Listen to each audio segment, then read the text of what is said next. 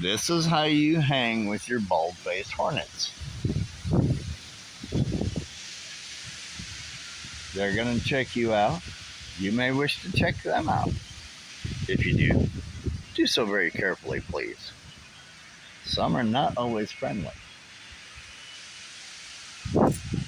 But they handle a little bit of apple wood, and he seems to like the sap that's on me.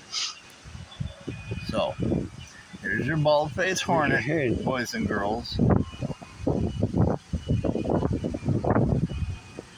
It's a worker. Definitely capable of putting a nice sting on you.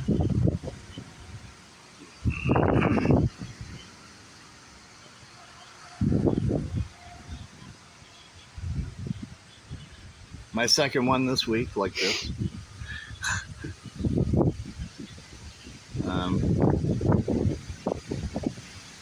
Yeah.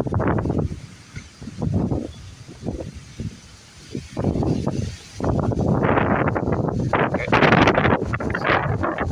Towards the harvest season. Oh, there he goes.